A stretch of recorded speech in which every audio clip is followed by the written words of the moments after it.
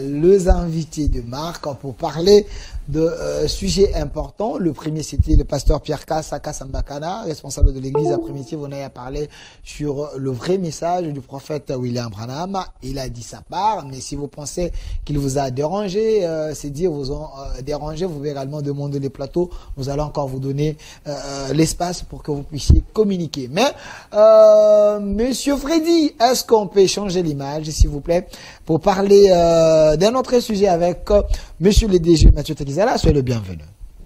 Je vous remercie, cher Delphin. Je remercie l'équipe de l'émission, y compris les dirigeants de ce chaîne qui essaie un peu de contribuer dans le paysage audiovisuel de la République démocratique du Congo. Et je salue tous les acteurs de l'économie de la République démocratique du Congo et en particulier tous les acteurs de l'économie du continent africain. Alors, DG Mathieu Takizala, j'aimerais avec vous aujourd'hui que nous soyons vraiment plus pratiques. La première question, quel est le vrai problème de la RDC, le problème qui freine son développement? Bon, Delphin, vous savez, le développement c'est tout un possessif, mais le développement c'est fait d'une façon sectorielle. Okay. Ça veut dire que la République démocratique du Congo, presque 50 ans d'Iran, on a fragilisé la plupart des secteurs qui fait à la République un socle productif, un socle économique. Ça veut dire que les métiers qui construisent la nation, chez nous aujourd'hui, c'est du débrouillardisme. Or qu'on ne peut pas bonifier un système innovant et avec le politique du débrouillardisme. Ça, c'est déjà un vrai problème. Et le vrai problème aussi, qu'est-ce qui se passe sur la crise de confiance entre les Congolais eux-mêmes. Ça, c'est déjà un vrai problème. En économie, ce qui bâtit le système économique, c'est confiance. Lorsque vous avez confiance d'une marque, vous allez le consommer. Et aujourd'hui, qu'est-ce qui se passe? Lorsqu'un Congolais entreprend, sa nation ne le reconnaît même pas. Et son peuple ne le reconnaît pas. Et ça, c'est des chocs suicidaires. Elle est à la fois culturelle, elle est à la fois structurelle. Okay. Donc, il faut construire ces deux palettes qui manquent. La partie structurelle et la partie culturelle. Parce que les nations, c'est ça qui fait la force des nations. C'est pas normal que chez nous, à chaque fois, on cite, même dans la littérature, vous allez voir que, c'est vrai, la science est universelle. Ce que les Congolais proposent, les Congolais que nous sommes, nous ne croyons même pas ça. Moi, ça fait presque bientôt 4 ans que je suis à Kinshasa avec cette aventure de spécial autogarage. Bon nombre des aventuriers économiques ne peuvent pas faire peut-être 5 ans ou 4 ans dans un territoire sans voir ses proches. Mais malgré tous ces sacrifices, ma nation n'arrive pas à comprendre que non, nous avons un digne fils et qui est au service de la nation. C'est ça déjà le déclin, Delphin. Il ne faut pas chercher ailleurs. Le déclin, c'est ça. La reconnaissance des valeurs la reconnaissance, parce que internes. Quand vous voyez ce que l'Amérique récolte aujourd'hui avec Steve Jobs, ce que l'Amérique récolte aujourd'hui avec Tony Zuckerberg, parce que l'Amérique a reconnu que Zuckerberg valent quelque chose. Mais est-ce qu'aujourd'hui, vous êtes vraiment en train de reconnaître que les hommes comme le Mathieu Takizala valent quelque chose pour l'aventure entrepreneuriale de la République démocratique du Congo? Si vous reconnaissez, mais il suffit même de consommer ce que nous mettons sur l'espace public. Est-ce que là, je vous dis, vous savez, la reconnaissance, c'est quelque chose qui est fondamental. Elle est fondamentale. J'avais d'autres préoccupations ce soir, mais lorsque j'ai un frère, Delphin, qui fait un joli métier, un métier noble, de journaliste, mais qui appelle son frère en disant, est-ce que vous pouvez venir? J'ai laissé ce que j'avais à faire. Je suis venu pour que nous puissions aider la République démocratique du Congo. Parce que lorsqu'il n'y a pas une leadership sectorielle, lorsque les politiques publiques de la République démocratique du Congo n'arrivent pas à comprendre qu'il faut vendre aussi les Congolais, il faut promouvoir ce que les Congolais font. Mais comment vous allez s'attendre de booster un peuple? Je vous donne l'exemple. Le président François Mitterrand, que j'aime tant, il arrive à un moment de l'histoire de la République française où personne ne croyait à la gauche. On disait que les chars russes vont venir à Paris, que Trocadéro va être envahi. Mais quand Mitterrand arrive, qu'est-ce qu'il fait? Il essaie un peu d'amener les innovations. Il essaie de promouvoir. Le premier ministre du gouvernement, le premier gouvernement de François Mitterrand, il ne prend pas un énarque. Parce que dans la métaphore de l'entreprise, ce sont de petites entreprises qui créent plus de la valeur. Il va chercher un nombre d'entreprises du côté de petites entreprises qu'on appelle Bercovois, Il le fait, Premier ministre de la République française. Pourquoi? Pour booster l'entreprise en République française.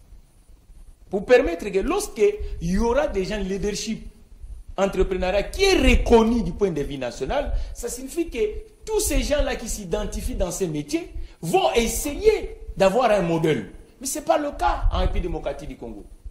C'est-à-dire qu'en République démocratique du Congo, lorsqu'on compose les castings publics, il y a la plupart des secteurs qui peuvent nous aider sont oubliés, chers compatriotes. On ne tient même pas compte à ça. Mais dis-moi, comment on va avancer? Même nous appeler simplement, oui, monsieur Takizala, je viens de faire avec 4 ans, monsieur. On a mis toutes les teuses sur l'espace public. Logiquement, un État qui compte avancer, qu'est-ce qu'il va faire? Appelez Général de Gaulle. Il part à Londres à l'époque. Parce qu'il cherche la France libre. Et qu'est-ce qu'il fait lorsqu'on le rappelle le général de Gaulle en France à l'époque? Il dit première chose, pour avancer, il ne s'est pas entouré qu'avec les membres des camps politiques. Il va aller chercher Michel Debré. Debré, c'est qui? C'est un constitutionnaliste. Pour permettre à Debré faire une constitution qui peut nous permettre d'avancer la République française. C'est ce qui manque ici. Ça veut dire que nous, les Mathieu Takizala, qui nous écoute? À des fois, on est comme si des gens qui pressent dans le léger. Qui nous consomme? Moi, je suis à la tête d'une structure qui peut aider aussi la République démocratique du Congo. Aujourd'hui, on veut mettre Défi RDC. C'est une plateforme qui résout que les entrepreneurs et les investisseurs. Pourquoi? On a un problème de chômage de masse ici. Mais on est au service de la République. Il faut que la République aussi essaye de nous consulter et de travailler avec le bloc. Mais le président nigérien, parce que vous avez posé une question qui est vraiment fondamentale et qui est profonde. Il faut qu'on le réponde. Nous devons comprendre qu'est-ce que d'abord nous voulons pour la République démocratique du Congo. Le président, ancien président nigérien, que j'aime tant, un aîné qui a montré ce preuve, qui a compris qu'il faut mixer la politique à leadership économique et leadership scientifique. Obasanjo, que j'aime tant. Je trouve que c'est un modèle. C'est un modèle à suivre. Je vous dis. C'est quelqu'un, quand je regarde, pourtant c'est un militaire. Pourtant c'est un militaire. Qu'est-ce qu'il fait? Il arrive. Aujourd'hui, il y a des banques nigériennes ici, mais à la tête de ces banques-là, ce sont des chefs d'entreprise. IBA, c'est qui? Tuna Numelo. Qui fait Tony Numelo? C'est le président, l'ancien président. Il arrive, il comprend que et Numelo a des choses à mettre sur l'espace public nigérien à l'époque.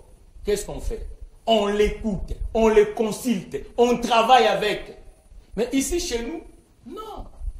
Ça veut dire que, en fait, ceux qui peuvent nous donner le remède, ils sont oubliés au calendrier grec. Comment on va avancer? Alors, il y a un problème de leadership, il y a un problème de la personne qui voit la RDC 10 ans après, 15 ans après. Je me rappelle, il y avait le professeur Mukoko Samba qui avait dit la RDC c'est un pays émergent en 2030. Alors aujourd'hui, pour atteindre les objectifs de l'émergence, du développement, il faut quand même commencer quelque part. Ce qui est vrai, ce qui est vrai, vous proposez à votre nation les pistes pour aller de l'avant, créer la classe moyenne, booster l'entrepreneuriat et autres. Mais je sens, ce que je sais, c'est que l'État congolais considère plus l'étranger que le Congolais. Qu'est-ce qui fait qu'on ne puisse pas vous considérer? Est-ce que c'est la crise de confiance ou c'est parce que vous n'êtes pas compétent? Heureusement que c'est dans le jargon français. Si c'était même en lingala, je pouvais dire que nous sommes responsables avec ces mots. Donc le vrai problème, c'est quoi? Ça veut dire que lorsque vous êtes incapable de reconnaître le talent de ton frère et que tu penses à l'enfant du voisin que vous reconnaissez ses talents, là vous êtes hypocrite. Oui, vous êtes hypocrite. L'État congolais est hypocrite. Parce que la charité bien ordonnée commence par soi-même. Ah oui, mais soi-même, c'est qui? C'est le Congolais aussi. C'est ça le vrai problème. L'honnêteté, le sérieux dans les affaires, ça aussi c'est un problème. Parce qu'un étranger a peur, il va toujours respecter le contrat, mais le Congolais dira, bon, c'est notre pays, Mbo Cannabis, sur cette culture-là. Nous vivons dans ce monde d'aujourd'hui, on a beaucoup sillonné l'humanité, nous ne sommes pas là pour ces griffes-là, nous savons comment le monde fonctionne. Ça veut dire que le vrai problème, nous devons d'abord revenir dans le fondamental de la République. Une équipe de football, c'est 11 joueurs, ce n'est pas des joueurs. Une équipe, lorsqu'il y a des joueurs, il ne gagnera même pas. Vous avez Ronaldo dans le terrain. Ça veut dire que le Congo, aujourd'hui, c'est qu'on compose uniquement avec 3 secteurs. Vous les connaissez, on ne citera même pas ici.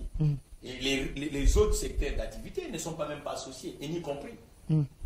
C'est ça le vrai problème. Ça veut dire qu'aujourd'hui, nous devons poser des vrais questionnements autour des dirigeants. Nous devons avoir aussi le représentant du monde de l'entreprise, le représentant du monde de la presse, le représentant du monde scientifique, le représentant du monde paysan, le représentant... C'est ça qui va motiver, excusez-moi, motiver ces secteurs. Mais aujourd'hui, ce n'est pas le cas. Votre micro. Ce n'est pas le cas. Lorsque nous sommes là, nous parlons, il y en a pour eux, laisse-lui parler. Or, la personne, vous dites, laisse-lui parler, peut être celui qui peut vous amener 10 000 emplois, 15 000 emplois. Peut être un pont. Un pont. Parce qu'aujourd'hui, vous savez, la plupart des jeunes gens ont devenu aujourd'hui entrepreneurs dans le web aux États-Unis parce qu'ils ont vu la réussite de Zuckerberg.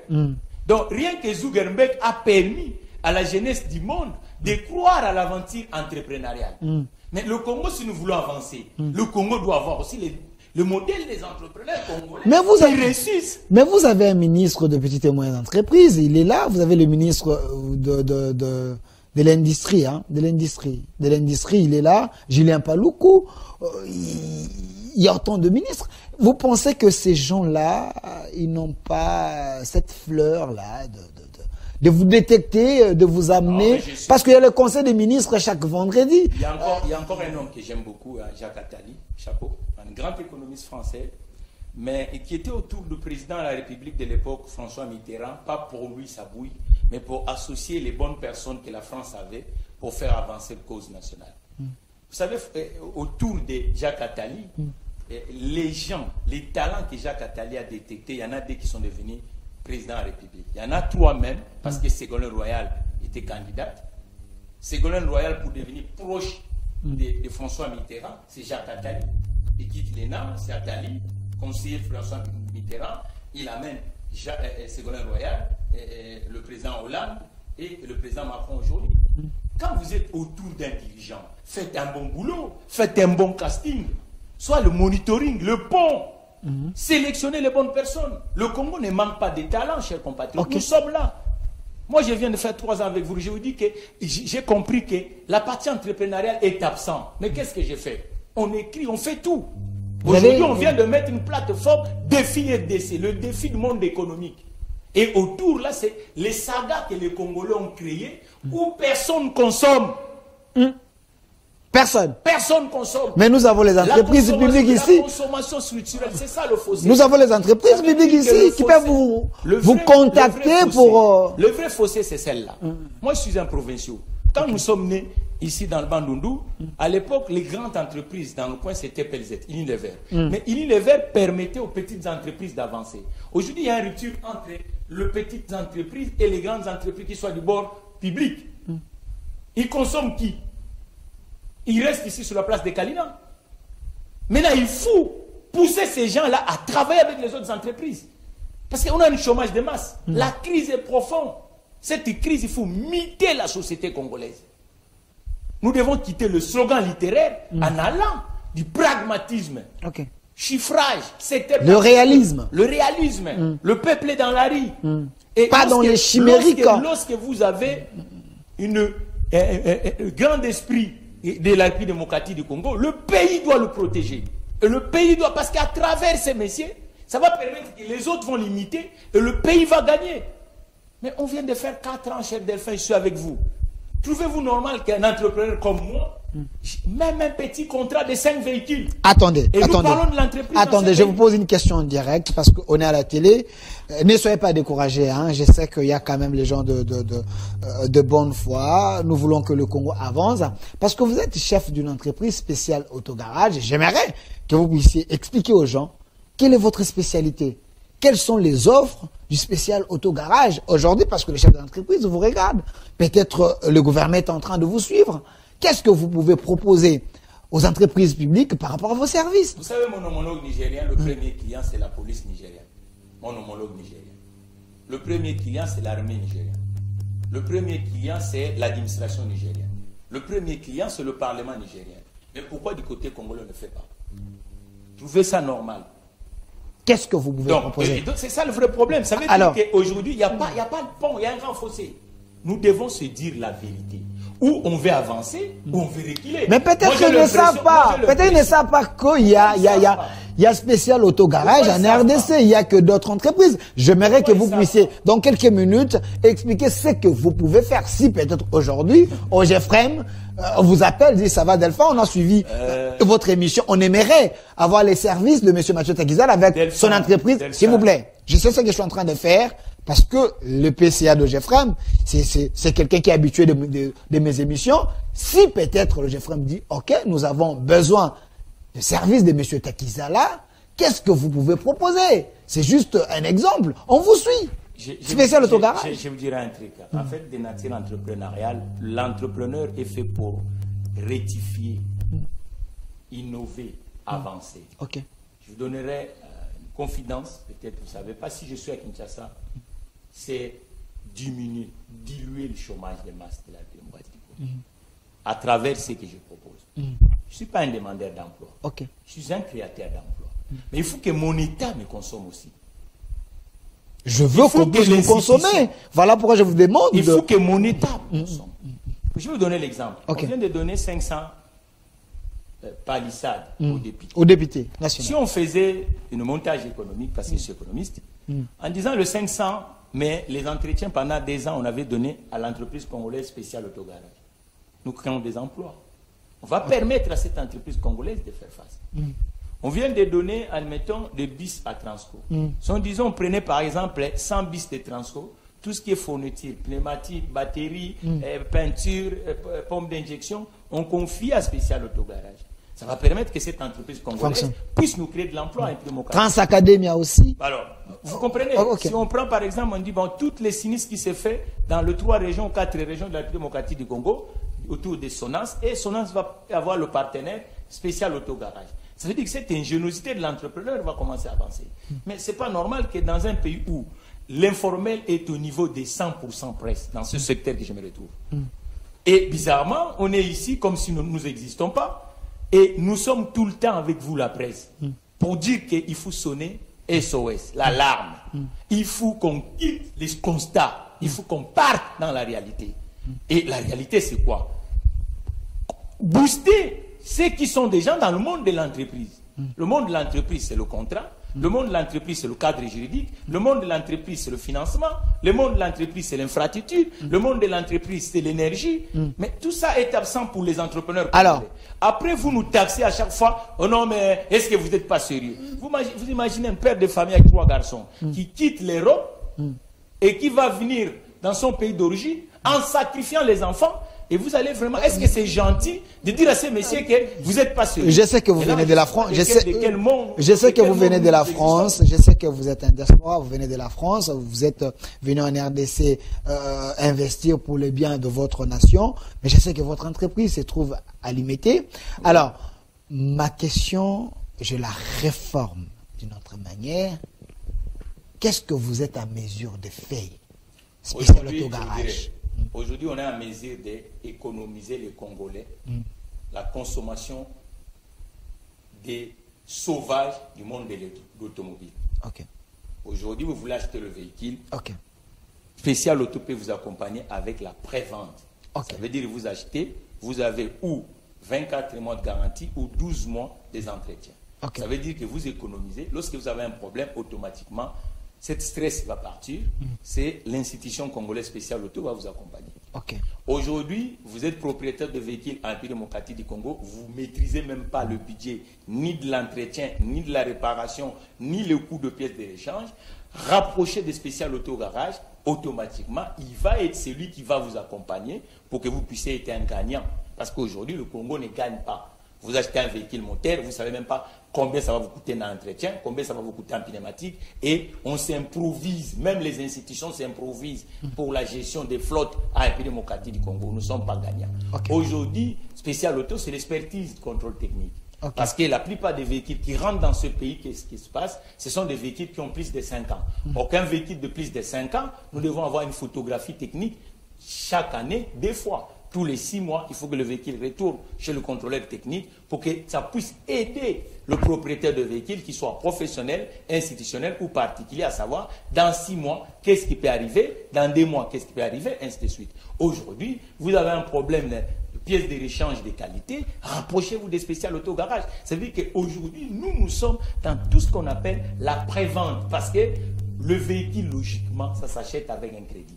Mais aujourd'hui, en démocratie du Congo, qu'est-ce qui se passe? Le crédit est absent parce qu'on a pris la consommation de l'automobile, on a mis du côté de l'informel. Chacun est en train d'aller acheter selon lui. Mais après, quand ça retourne ici, au lieu que ça crée de la valeur, bizarrement, ça ne crée pas de la valeur. Et tout le monde est perdant, la République est perdant, la consommation part du côté de l'informel, et pendant ce temps, nous avons des milliers de Congolais qu'on pouvait donner de l'emploi à travers cette industrie. Je vous informe qu'aujourd'hui, le Maroc, son excédent de balance commerciale extérieure se fait avec l'industrie de l'automobile parce que les véhicules qui sont montés en République marocaine sont vendus à près de 80 pays au monde et cela crée des emplois au niveau de la République marocaine. Or, le paradoxe congolais, c'est quoi? Les véhicules en République démocratique du Congo ne créent pas plus d'emplois. Pourquoi? Parce qu'on a laissé l'ARI nous commander. Et c'est pour cela, d'où la nécessité de cette institution qu'on appelle spécial autogarage. Ça veut dire qu'aujourd'hui, l'État congolais, s'il est stratège, il doit appuyer les jeunes pousses comme spécial autogarage pour que nous puissions, aujourd'hui, il y a la pauvreté de la consommation des biens mécanisés. Vous allez dans toutes les villes congolaises, vous allez pour trouver un garage structurel. Il y a un problème pour acheter une pièce d'échange. Chez ce qu'on appelle magasin technique, il y a un problème. Ce sont des boutiques de dérivés. À défaut, la personne chez les Nigériens ici. À défaut, la personne qui vous vend une pièce de rechange n'a même pas de compétences techniques. C'est suicidaire, cher Delphin. C'est ça le Congo du 21e siècle. Donc le Congo n'est pas organisé. Non, mais l'organisation, parce que notre consommation doit créer de la valeur à la République démocratique du Congo. Notre consommation dans l'industrie de l'automobile doit permettre aux ingénieurs congolais d'avoir où ils peuvent déposer les CV. Aujourd'hui, l'école qui forme des ingénieurs, est-ce qu'ils travaillent en synergie avec des entreprises comme Spécial Autogarage? On a Polytechnique, on a l'ISTA, on a des instituts de préparation professionnelle. Est-ce qu'ils se rapprochent même des... Parce que pourquoi on forme quelqu'un? On ne le forme pas pour contempler son diplôme. On le forme pour qu'il puisse être utile dans la société. Mais on ne peut pas mettre à chaque fois beaucoup d'argent par la formation des Congolais, mais il y a moins d'argent autour de l'entreprise en République démocratique du Congo. Maintenant, ces gens-là que vous allez former, vous faites quoi? Faire des trucs dans la rue? C'est ça le vrai problème en République démocratique du Congo. On a mis beaucoup d'argent autour de la formation, mais il y a peu d'argent autour de l'entreprise. L'entreprise n'est pas financée à la République démocratique du Congo. Le président de la République est venu, a dit, bon, voilà, on va faire le fonds pour les entrepreneurs. Nous attendons tous les jours. FPI, quel est le taux? À chaque fois, je propose ici, il faut créer une banque publique d'investissement. Et à la tête, chercher un entrepreneur. Parce qu'il connaît la réalité de l'entreprise. Il y en a assez ici, qui peut nous aider même, pour que nous puissions avoir dans chaque région, avec des entrepreneurs qui essayent de compenser, d'accompagner l'administration, d'accompagner le pays. Aujourd'hui, les entrepreneurs congolais, mais il faut être... Essaye d'être entrepreneur ici, tu vas voir comment tu vas rougir. Non, il n'y aura pas une journée, tu vas voir le coup d'appel, le téléphone, mais si tu as dit là, comment on va faire? Qu'est-ce qui manque? Non, ça n'existe pas. Tu auras toujours que des courriers. Vous devez payer ça. Donc l'État ne vous accompagne pas. Rien du tout. Vous êtes les orphelins. Rien du tout. Alors, il faut qu'on se dise la vérité, rien du tout. L'accompagnement de l'État, c'est faciliter aussi le premier contrat pour le jeune entrepreneur congolais. La facilité de l'État, c'est aussi que les entrepreneurs doivent avoir la facilitation d'avoir du cash flow. Ce qu'on appelle le financement est quasi inexistant. Quasi inexistant. Mais le chef de l'État, mais le chef de l'État veut créer le nouveau riche, le millionnaire congolais, et faire de la RDC l'Allemagne de l'Afrique. Vous pensez que il n'est pas bien aidé par son entourage, parce qu'il y a quand même le Premier ministre qui est censé prendre le parole du chef de l'État, le mettre en pratique, parce que c'est lui le chef du gouvernement. Je vous ai donné des hommes génies, des hommes utiles à la nation, Jacques Attali. Est-ce qu'au Congo, ça va se faire? Quand ça se fera? Est-ce qu'il n'est pas, c'est pas un homme moins qu'important, mais il a compris à utiliser les talents. Les gens qui ont passé autour de Jacques Attali, il y en a 3 présidents de la République, chers compatriotes. Et ces gens ont servi la République française. Pourquoi ça ne va pas se faire en République démocratique du Congo? Pensez que Mathieu Takizala, tu vois là, qu'il est petit? Mais non, on se trompe.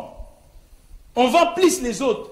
Et vos propres frères, vous les regardez comme si vous partez. Nous avons les Djamal, nous avons plusieurs personnes, hein, les Harish et Jaktani, il y a autant d'Indiens ici, les Chinois. Je sais pas. Auparavant, on avait des gens comme les Dokolo, les Kansebou, les Mokia, les Papa Mbemba. Est-ce qu'aujourd'hui, on peut compter vraiment les Congolais, les entrepreneurs congolais, les chefs d'entreprise? Deo Kassungu. Hein, voilà. Showbuzz. Est-ce qu'il fait la tâche à la ville de Kinshasa? Les Nick Sal mythiques du Deo Kassungu. C'est quelqu'un qui vient aussi de la diaspora comme moi, de la Belgique. Non, moi je suis de la France. Est-ce qu'aujourd'hui, il y a 50 ans dans cette ville-là, il y avait une société congolaise dans le secteur de l'automobile, à part la génération de Dokolo et ainsi de suite?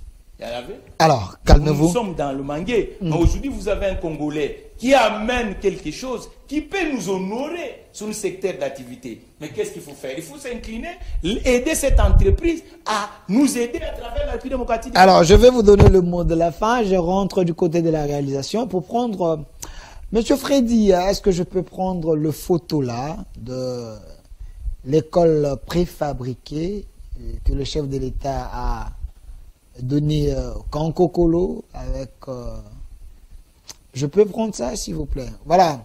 Ici derrière, c'est aussi mieux. Vous voyez les écoles que vous voyez ici? Le chef de l'État, Félix Antoine Tshilombo Tshisekedi, 17 salles offertes aux gens qui habitent Kankokolo. Il y a aussi autant d'endroits qui, ces écoles, on va aller installer cela. C'est une manière de soutenir la gratuité de l'enseignement. Vous êtes sans ignorer que l'Église catholique avait dit à son temps qu'il y a, c'est vrai, la gratuité, mais il faut qu'il y ait assez de salles pour que les enfants puissent étudier dans de bonnes conditions. Le Père de la Nation, soucié de la gratuité de l'enseignement, de l'application de l'article 43 de la Constitution, il a fait ce qu'il peut pour soutenir cette gratuité pour que les enfants étudient dans de bonnes conditions. Voilà, cérémonie de réception provisoire des 17 écoles préfabriquées au site Kankokolo. Vous voyez, la liste est là, Funa, Plateau, ainsi de suite. Ça serait installé partout. Moi, je fais que dire merci au chef de l'État et les soutenir pour ces initiatives parce que ça a aidé plus d'un parent. Hein. Plus d'un parent pour l'année scolaire, des fois un parent qui a 5 enfants, 3 enfants, avec la gratuité, c'est vraiment un avantage pour lui. Alors, M. Mathieu Tekizala, retournons sur ce plateau avec vous, je vous donne également le mot de la fin. Alors, regardez la caméra. Je vous cite 3 personnes. Le chef de l'État qui vous suit, il écoute beaucoup. Et il a les soucis de mieux faire. Le média, c'est aussi un moyen d'entrer dans sa maison.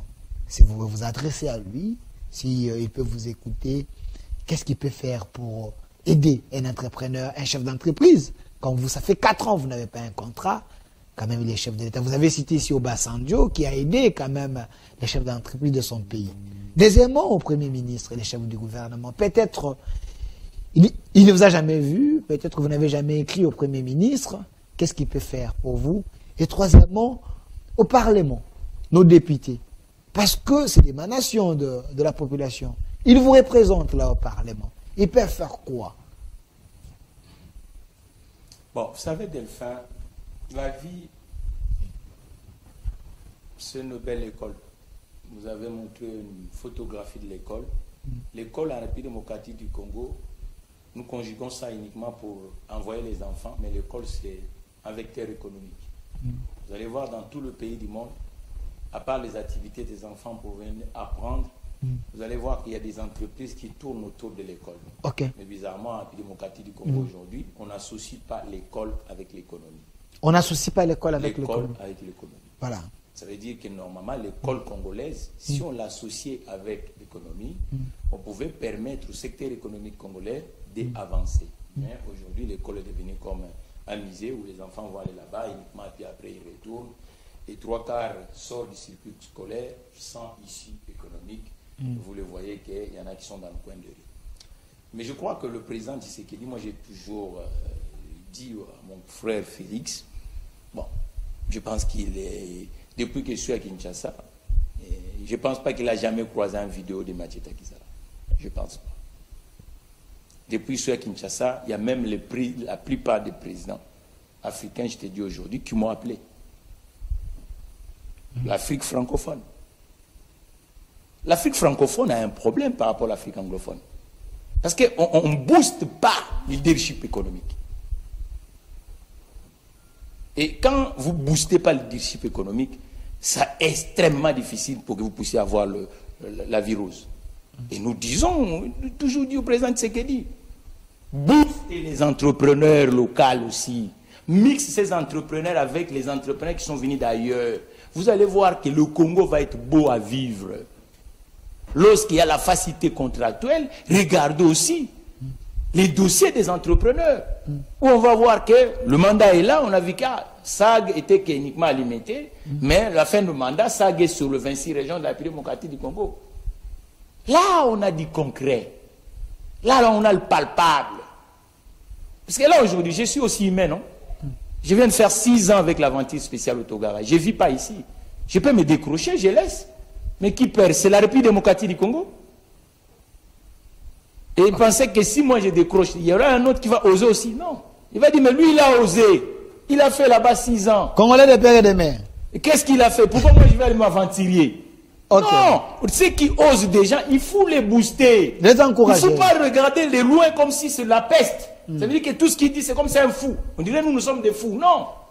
Il faut un président à la République autour de lui. Même une journée, on voit aussi le président Tshisekedi, acquitté par la nation, il visite SAG côte à côte avec IDPS. Pensez-vous vraiment que le président Tshisekedi ne sait pas que SAG existe? Et il sait. Il faut booster l'entrepreneur. Et le booster, c'est quoi? Faire des zooms par des événements, faire monter, donner le modèle aussi. Dire non, mais le président, il part là-bas, c'est lui. Vous savez, une fois, il avait fait ici avec un coiffeur, au niveau de Kisangani. Toute la ville en parlait. Il dit, le président est allé chercher le coiffeur à Kisangani. C'est ce que lui doit faire. Parce qu'aujourd'hui, l'entrepreneur congolais, il ne faut pas que les gens lui trompent. L'entrepreneur congolais est le parent pauvre du système. Merci. Le prévenu, vous voyez, le chômage est de masse ici. Merci. Nous n'avons ni le contrat, ni la considération. Et à chaque fois, le mot, vous avez dit ici, moins sérieux. On nous traite que de ça. Merci. On dirait les plus moins sérieux au monde, ce sont les entrepreneurs. Le Premier ministre vous écoute aussi. Ben, le Premier ministre, lui-même, ici, il était dirigeant d'entreprise. Moi, j'ai toujours dit à ces messieurs, à ces compatriotes qui aujourd'hui Premier ministre, il doit comprendre quand on est Premier ministre, on gouverne tous les secteurs de la vie. On n'est pas le Premier ministre qui est de l'administration. On n'est pas le Premier ministre qui est des obédiences politiques. Merci. Nous, c'est le Premier ministre des entrepreneurs. Il faut que le Premier ministre doit permettre aussi à la jeune génération des entrepreneurs congolais qu'on puisse aider la République démocratique du Congo. Merci. Et les parlementaires, et tous, ils savent que dans leur circonscription électorale, il n'y a que des chômages de masse. Il n'y a pas d'entreprise. Et aujourd'hui, chaque parlementaire aussi doit donner le meilleur et aider aussi les entrepreneurs de la République démocratique du Congo pour que nous puissions construire la démocratie. Merci à monsieur Mathieu Takizala, DG de l'entreprise spéciale Auto au Garage. Merci d'avoir répondu à notre invitation également. Je dis un grand merci à vous également, fidèles téléspectateurs. Je sais que c'est votre émission. Demain encore, à partir de 18h, vous allez nous suivre encore ici sur cette télévision Rendez-vous du soir. Le premier invité, c'était le pasteur Pierre Kassambakana, responsable de l'église primitive. Avec lui, on a essayé un peu de parler du vrai message du prophète William Branham. Avec monsieur Mathieu Takizala, on a parlé de l'entrepreneuriat, les développements de la RDC. Est-ce possible avec cette classe politique et ses régimes? Il a donné ses analyses et ses pistes de solutions. Espérons que vous l'avez écouté. Vous pouvez, si vous avez la possibilité de faire quelque chose, il est temps. Il ne faut pas décourager les Congolais. Merci derrière la caméra, M. André, et son compagnon là-bas à la réalisation, M. Freddy. Merci pour une très belle réalisation. Suivez la rediffusion de cette émission à minuit, à moins que je me trompe, c'est à minuit. Restez fidèles à nos programmes. Au revoir.